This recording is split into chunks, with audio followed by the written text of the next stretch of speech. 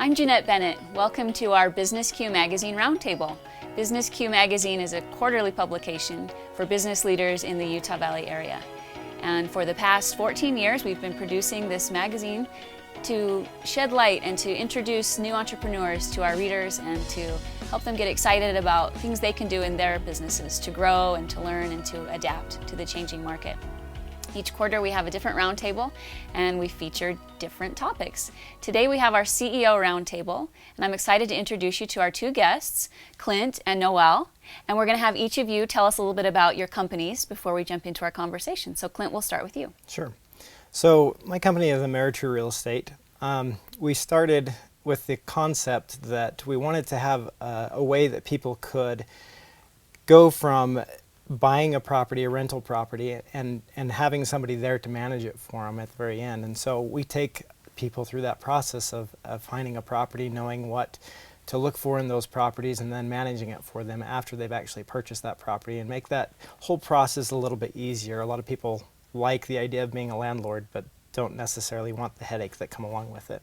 That's great. And give us an idea of the size and age of your company. When did you start it, and how big is your company? Sure. So we're still a small company. We've only been around 2 years. We have about 6 employees, and we're still growing. We're actually growing very quickly. Most companies are in this area are about 5 to 7 years of growth before they've reached where we have in 2. So it's been really good. Right. Congratulations. Thank you. And of our two guests today, you're presenting different experiences, because Noel runs a larger company that is much older in comparison to Clint. So tell us a little bit about TestOut, Noel. Well, we've been in business about 25 years, and we are a publisher of training material for schools, high schools, 2-year, 4-year, career colleges, and our topic is IT. What makes us a little bit unique, but not so much these days, is really we put all of our training material, all of our courseware on the internet. And so students across the country and internationally will log in and take their course. Excellent. And TestOut is in Pleasant Grove? We are. Very good. And tell us how many employees? We have about 80 employees right now. As I mentioned, we've been in business for about 25 years now. That's fantastic. Congratulations. So tell us what you enjoy about being a CEO. I think any CEO has to have confidence, and so they have to be able to make decisions about things. And I think the growth of an individual is about making decisions, and I think that's what I enjoy most about it. Is some decisions are tough and some are easy, but the responsibility and to make those decisions helps a person grow, and that's what I enjoy. I also enjoy doing good things, working with people, just helping them. Excellent. Excellent. And Clint, how about you? What do you enjoy about being the leader of your organization? Really, for me, it's the ability to dream big. I've always, ever since I was a child, enjoyed dreaming about these wild imaginations of becoming something bigger than I am. And I really enjoy that ability to be able to know that nobody's there to stop my progression, and be able to grow and to help people as well. So how would you describe your leadership style? I'm one of the people that actually jumps in and does it with my team, so I can show them from example. So I really am very involved in the day-to-day decisions and the applications of our company, so that they can learn from my example as well. Great. And Noel, how about you? How would you describe your leadership style?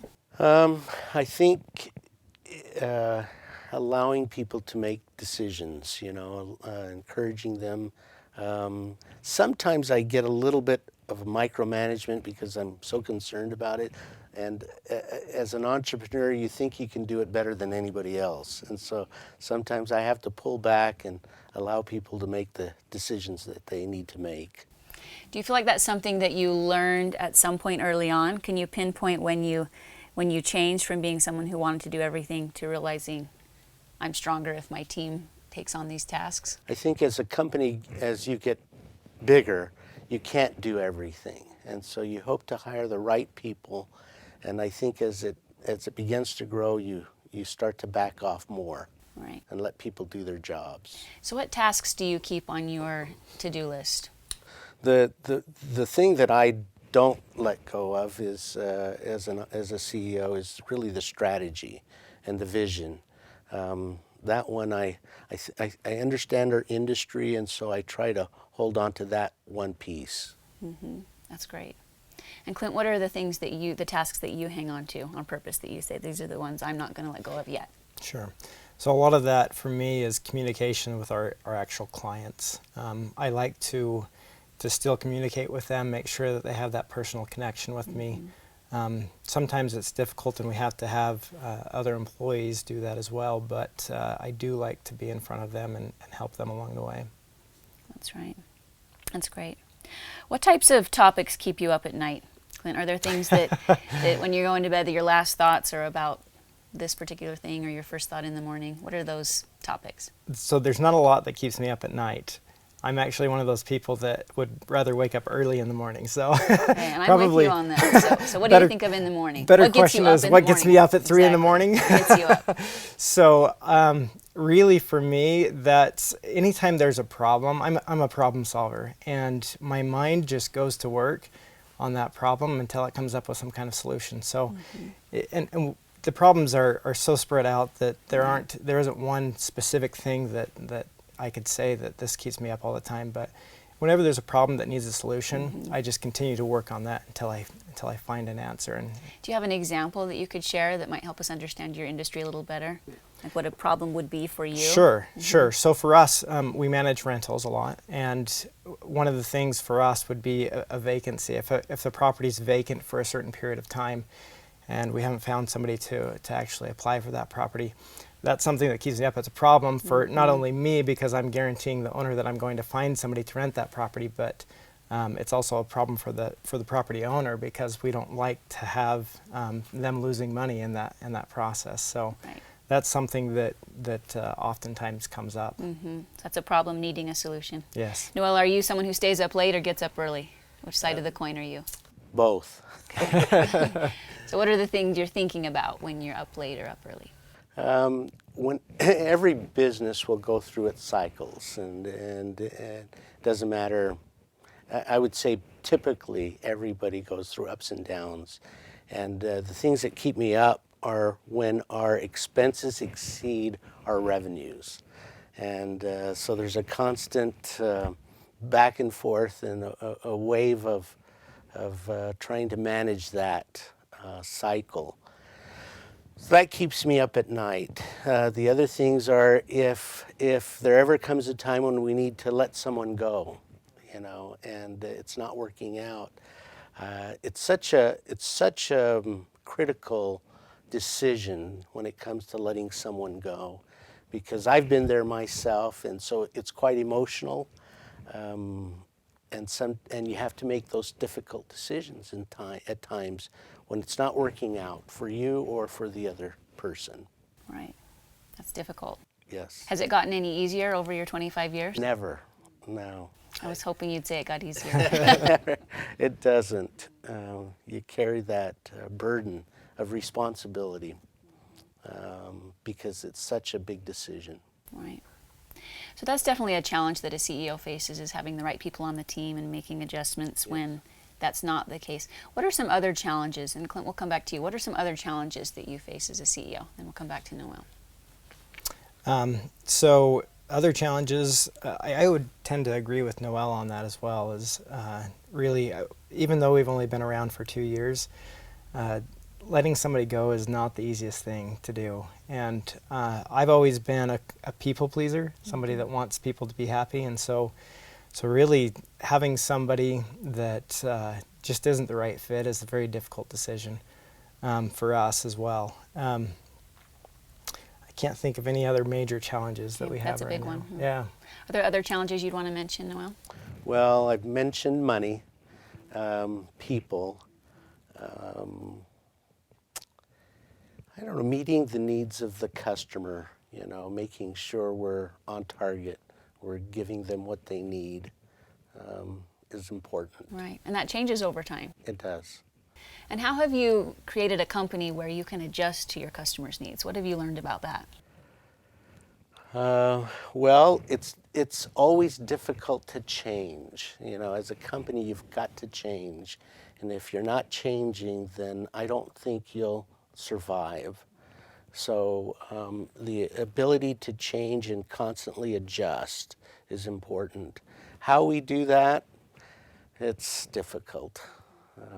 It's difficult once people, even in your own organization, get set on a certain way, it's difficult to change. Sometimes the extreme might be that you need to change the person, you know, and move them to a different spot and bring on somebody else that's new who doesn't have the constraints, you know, or the barriers that they might see. And so those are some hard things that have to happen sometimes, but changing is always important, and you always have to constantly change your strategies. Right, that's an important lesson for any type of business, right? Change is Right. always on the horizon. So you both mentioned the difficulties of letting people go. So Noel, what have you learned about hiring the right person in the first place? Because that's really, ideally we would only hire the right people, right? So how do you make sure that that happens? What have you learned about the hiring process? Well, I think there's two parts that we always look at when we hire. Number one, does this person have the skills and the talents that we're looking for? And the second, do they fit the culture?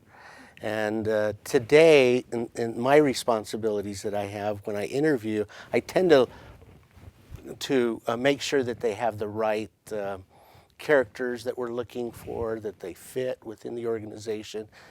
We have other people who can see if they've got the right technical skills, and it's probably the biggest thing any CEO hopes to achieve is to maintain a certain type of culture. The CEO pretty much sets the stage for that because a lot of it is their character, their personality, and I wish that I could say there's a science to it, but there really isn't. It's a lot of times it's your gut and your feel in talking to them. One of the biggest questions I ask someone, and it didn't come from me, but I learned it. The biggest question I ask is, tell me about a failure in your life that you had to overcome. Now, I'm not looking for anything really personal, you know, that they might be hesitant to share, but sometimes I get somebody who's interviewing for a job that will say, well, I've never had a failure, and then I know that's not the right person, because everybody has, and everybody's had to overcome something, and how they did that's important, how they were able to overcome a failure. I really like it when people are just honest. I agree. My favorite people to interview are people who are honest about their failures and what they've learned from them. Right. So it makes sense that would be a great interview question as well. Yeah.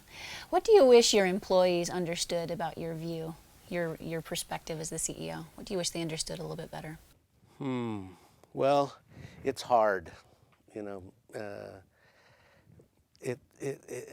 I think it's just a tough job to become a CEO or a leader of any organization, or even in your home. It's just, you know, you have to recognize that not everybody's going to like you, you know, and if you can kind of get over that and accept it, you know, but it's just, it is a tough role, and I don't know what else to say. Right. So you wish they understood that it's tough It to is make those hard. decisions, right? Yes. Right.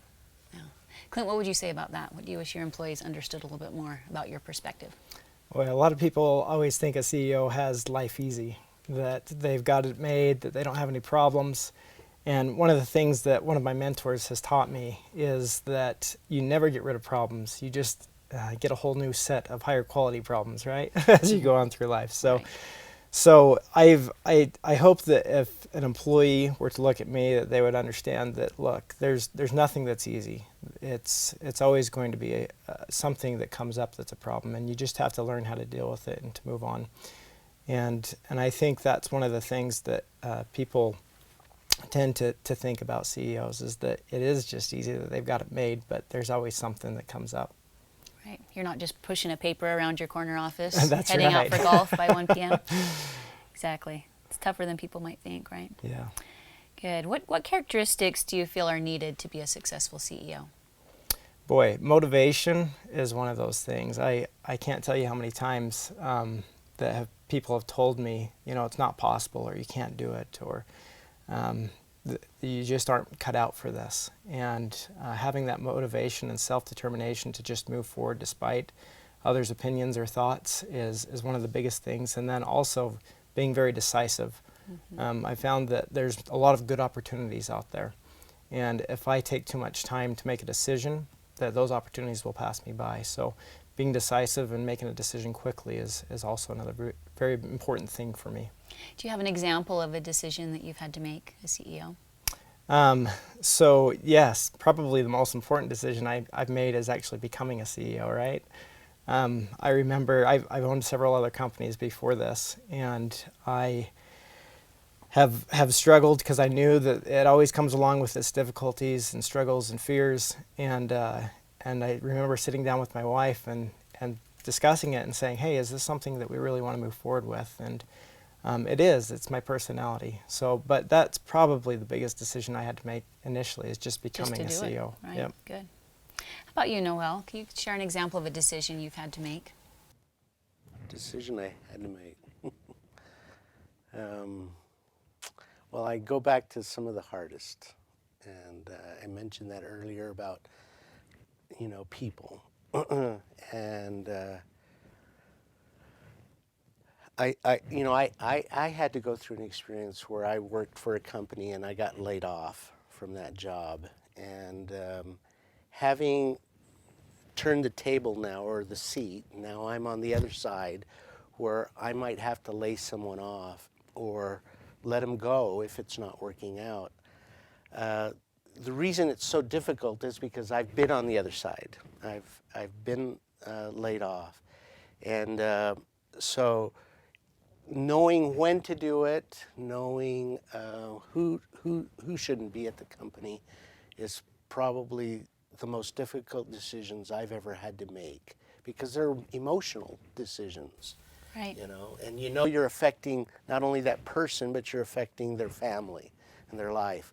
I also, in the back of my mind, realized that, with 6 kids, one of these days they're going to be on that side of the table, and I'm just hoping that whoever's on my side is going to treat them well and treat them right, and with respect. So those are the things that go through my mind when I go through an experience like that, is knowing that someone else is going to do the same thing to one of my children, and I just hope that I do the right things. Right, and knowing a little bit about your story, getting laid off ended up putting you on a great path. Yes. That led you to where you are today. So sometimes hard things turn out well.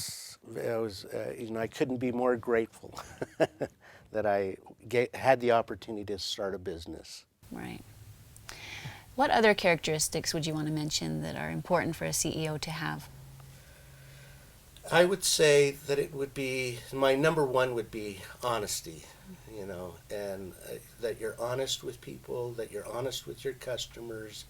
There's a trust that develops, if the customer can trust you, if your employees can trust you, that you don't have any ulterior motives. It doesn't mean when I hire people, I may not get along with that person, but that never stops me from treating them well. I wouldn't want any employee to feel like because we don't click would mean that I would let them go, because that wouldn't be right. So I think just trust is important as far as a CEO. And I like that. I like that. A lot of our readers tend to be students, business students at BYU and UVU that might have their eye on a CEO position someday. So I like the characteristics that you've mentioned. Is there any other advice you'd want to give to up-and-coming business students about the path to CEO? Clint? So, you're going to experience failure, and that's just part of becoming who you are, and it's a learning experience. Just like Noel mentioned, he got laid off. I had a section of time in my industry where real estate was bad, and it wasn't the easiest thing. And failure is just going to come with the job. And so just know that if you're experiencing failure, you're on the right path. Good. All right. That's good advice. Anything else you want to add, I Noel? would probably say as a companion to failure is risk. That you're going to have to take risks. And if you're not going to take any risks, then you shouldn't be in the position. So along with risk comes failure, and along with risk comes success.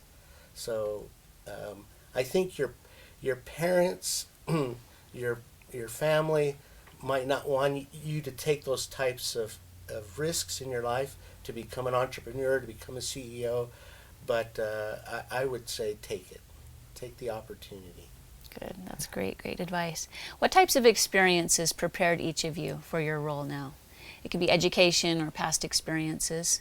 Clint, what do you think prepared you for this? All right, I have a story about this actually. Okay, good. Let's hear it. So when I was young, I actually grew up on a farm, hence my jeans and boots. Good. So you can't take the farm out of that's the boy. Right.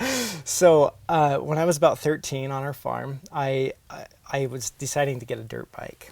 And when I got this dirt bike, I was just tall enough that I couldn't sit on the seat and touch the ground at the same time. So what I would do is I'd give the bike a little bit of throttle and jump on the seat, and off I would go. And so I did this for a period of about a week, and my dad came to me and said, okay, I think you're ready to take this up another level. So he took me to a place that was a gravel pit. That's what we called it. It was an expired place where they used to mine gravel, and they had hills, and it turned into kind of a dirt bike track. And I remember there being a little hill, and he said, okay, I want you to get up this hill. And I said, okay, I can do this. And so I gave my bike a little bit of throttle and jumped on the seat and headed up this hill, and I didn't get all the way there. I got about 3/4 of the way there, and I jumped off and backed my bike back down. He said, okay, I want you to do it again, but this time give it a little bit more gas and get up over that hill. And so I did it. I gave it a little bit of throttle, jumped on my seat, and I started up this hill until I got to the very top. I started approaching that top, and I noticed at that time that it dropped down the other side as well. And I wasn't prepared for that in my mind. And so this experience has always stayed with me, because I think a lot of times in life we're up against these hills, and we're trying to find where we're going to go next, or what the end result is going to be, and we don't know what it's going to be. But in my life, I've learned to envision what it's like after I've approached the top, or after I've got to the point that I want to get. And I believe firmly that if I would have gone up and envisioned what happened on that other side of the hill, that I would have landed, instead of having my hands on the handlebars, my feet up in the air. It would have turned out completely different. Yeah. So anyway, I do feel like that experience has stayed with me my whole life, to know that if we can envision what the future is going to be, that we have something to shoot for, and to be able to achieve and have a completely different outcome than it could have been otherwise. That's excellent. I think a farm is an excellent training ground for Yes. CEO and anything in life, actually. That's great. Noel, what are some of the things that prepared you for your position now? Education or experience?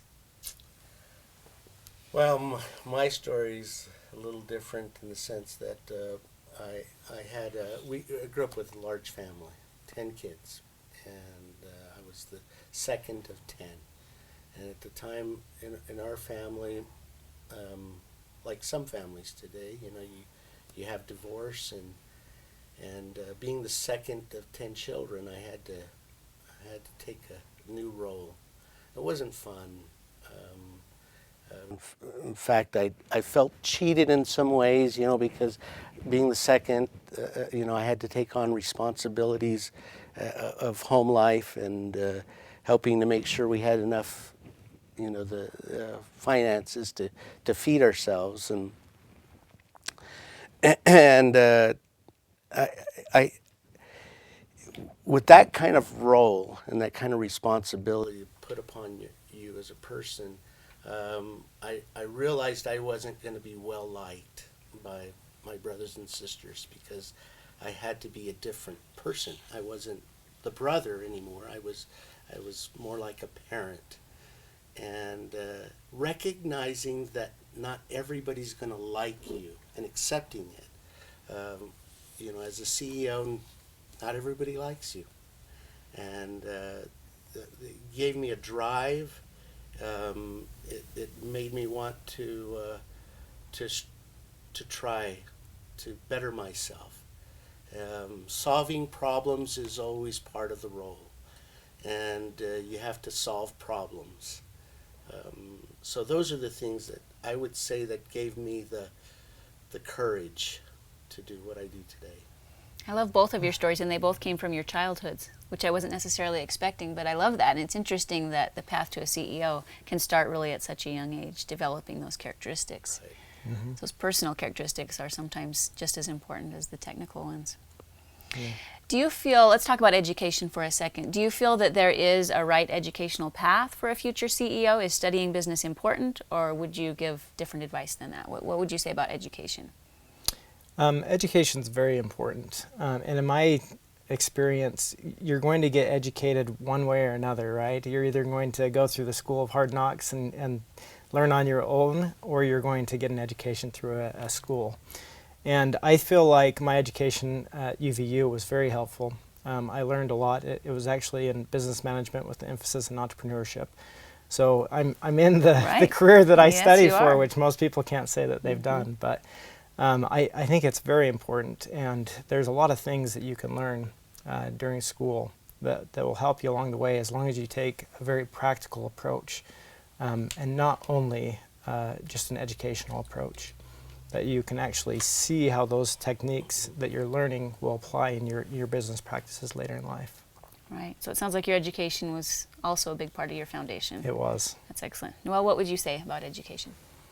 I really don't think that there is a path. If you had to say, hey, in order to become a CEO, you need to take these types of courses. Education, no doubt, is important.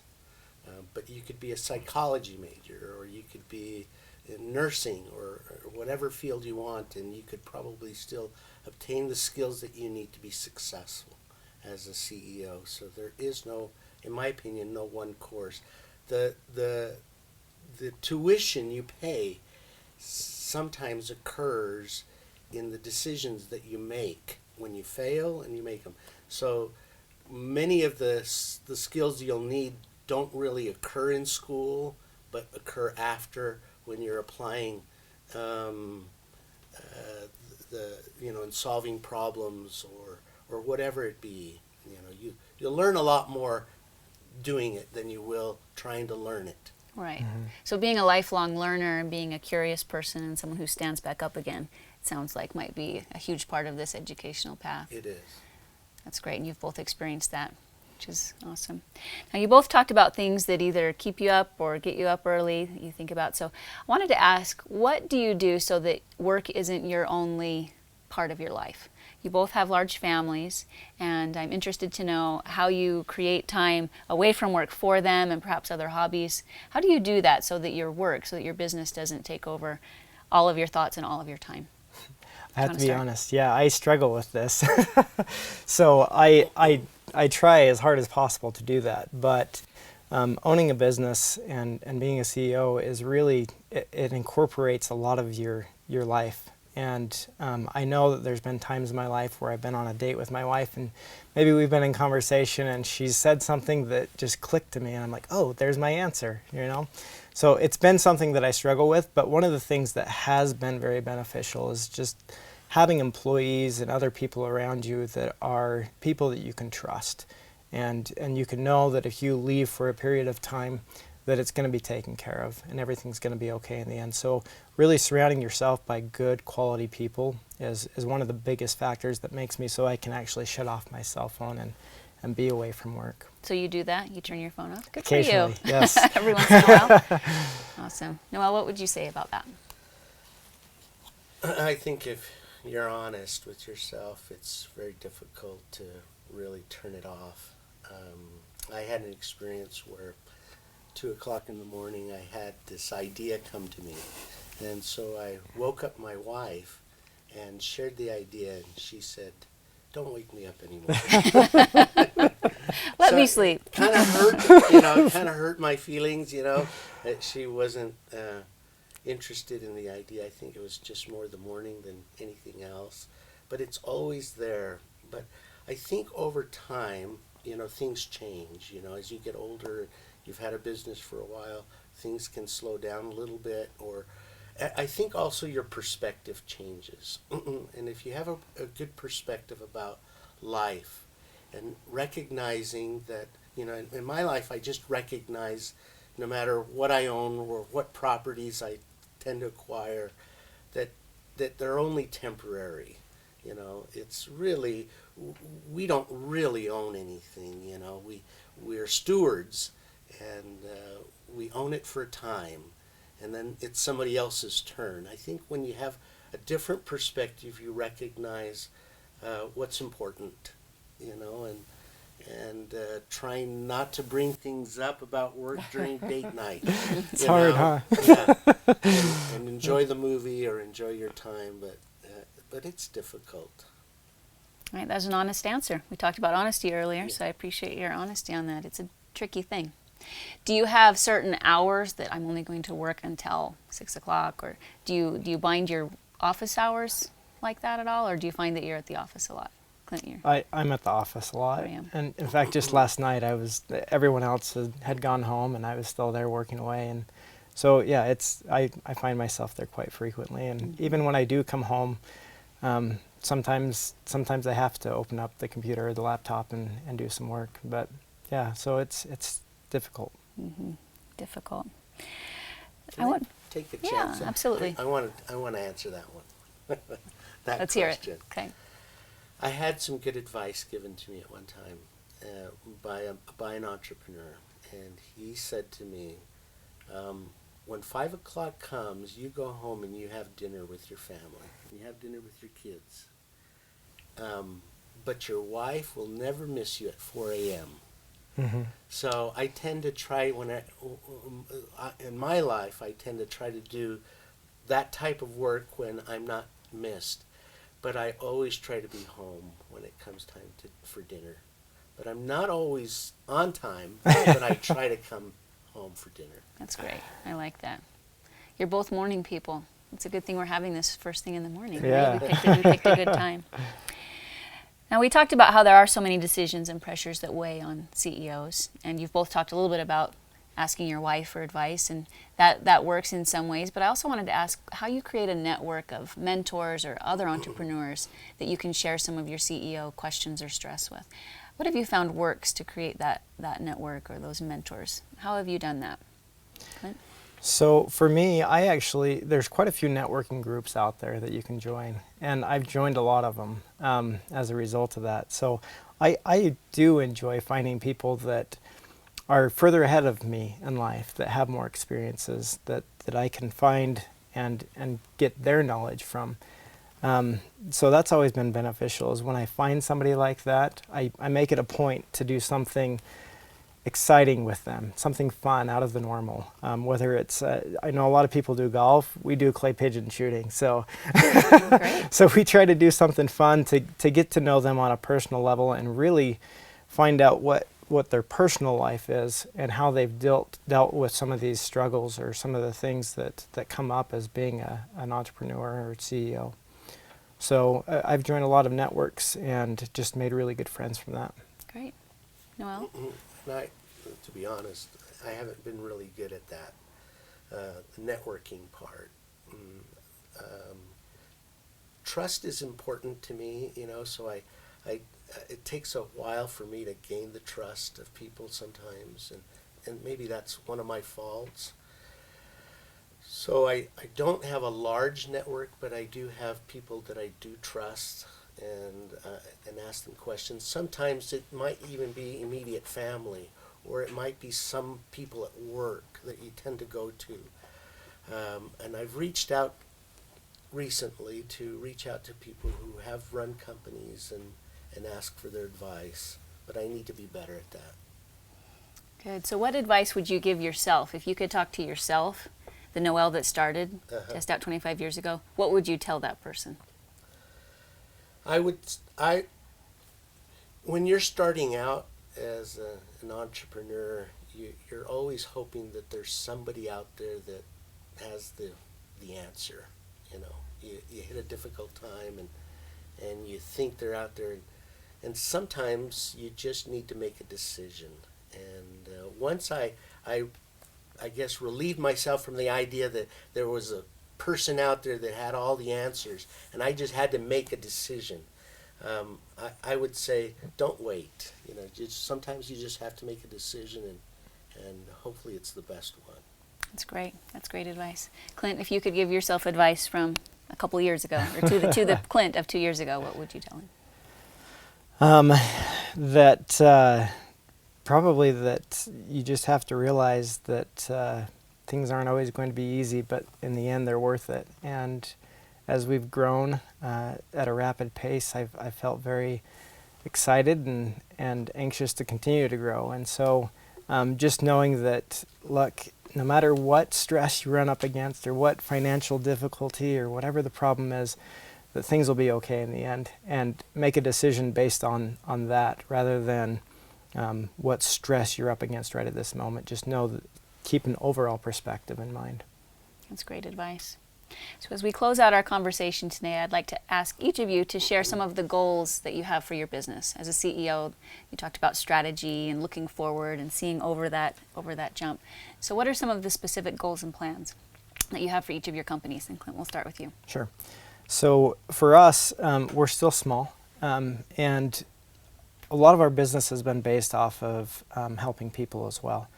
And so when we track our goals, we track it off of the number of people we help. So for me, that means hiring more people, providing a good work environment, and a place where they can enjoy to come to work. So our goal for this upcoming year is to hire at least 2 to 3 more people. And an additional funny goal that I have that I've always kind of wanted to do is actually start a segment on KSL Talk Radio. So that's something that I would love to achieve this year, and have started working on that, trying to incorporate that. We'll see if it happens. Oh, great goals. That's exciting. Good luck. Thank you. Thanks. Noel. Well, revenue is always part of the objective of any company, and we're trying to open up our international arena for our products, localizing in Portuguese, Spanish, reaching more students, and then I like to do fun things. I kind of maybe do things a little extreme, but taking a trip with our company and their families, another cruise, would be fun. And those are the things I really look forward to. Excellent. I know you've done that in the past for your lucky employees. Yes. That's fantastic. Thank you both for being here today and for sharing your insights about being a CEO. It's a unique perspective that you both shared, and I appreciate that.